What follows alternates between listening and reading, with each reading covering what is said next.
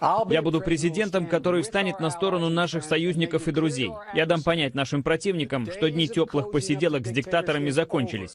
Привет, дорогие друзья! Сегодня мы с вами поговорим об очень важном событии, которое произошло недавно.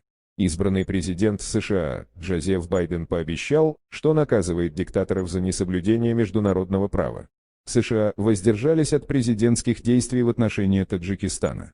Майкл Помпео, государственный секретарь США, 7 декабря заявил, что США выделяют Бирму, Китай, Эритрею, Иран, Нигерию, КНДР, Пакистан, Саудовскую Аравию, Таджикистан и Туркменистан в качестве стран, вызывающих особую озабоченность в соответствии с Международным законом о свободе вероисповедания 1998 года с внесенными в него поправками за участие или терпимость к систематическим, продолжающимся, вопиющим нарушениям свободы вероисповедания.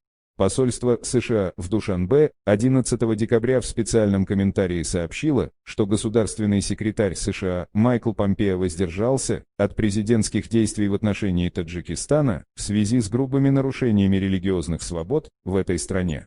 Посольство сообщило, что Помпео объявил о продлении президентских действий в Бирме, Китае, Эритрее, Иране и Северной Корее, но в то же время в отношении Нигерии, Пакистана, Саудовской Аравии, Таджикистана и Туркменистана секретарь издал отказ от президентских действий, определив, что важные национальные интересы Соединенных Штатов требуют осуществления такого права отказа, как это разрешено актом о международной свободе вероисповедания.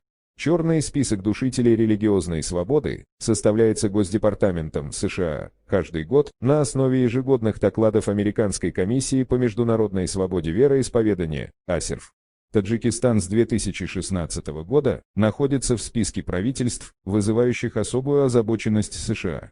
В отношении таких стран США должен ввести санкции, но ввод санкций в отношении Таджикистана раньше всегда откладывалось Вашингтоном несколько раз. Комитет по религии, упорядочению традиций, торжеств и обрядов при правительстве Республики Таджикистан 9 декабря в специальном заявлении выразил озабоченность в связи с решением Госдепартамента США вновь включить Таджикистан в список стран, вызывающих особую тревогу по поводу соблюдения религиозных свобод. Государства Евросоюза с 8 декабря могут предлагать кандидатуры для внесения иностранных фигурантов в санкционные списки в соответствии с новым глобальным режимом санкций Европейского Союза за нарушение прав человека. Как пояснил журналистам на условиях анонимности европейский чиновник, права человека нарушаются в разных точках мира, поэтому у Евросоюза большой выбор потенциальных кандидатов, но их для утверждения потребуется единогласное решение государств-членов. Режим предусматривает создание глобального черного списка лиц, которым запрещен въезд на территорию ЕС и доступ к финансовой системе Евросоюза. Все их активы, в случае обнаружения, в европейских банках подлежат заморозке, резиденты ЕС не имеют права предоставлять этим лицам любые финансовые услуги.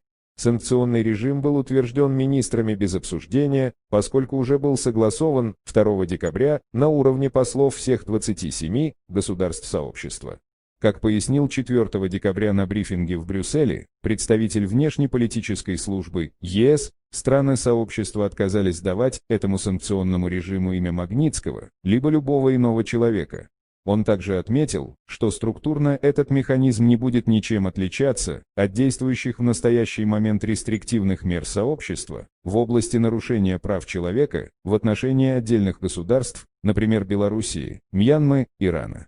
Единственное отличие нового режима заключается в том, что с его помощью рестрикции могут быть наложены на гражданина любого государства мира, если Брюссель подозревает его в нарушении прав человека на родине, независимо от того, существует ли санкционный режим ЕС против этого государства.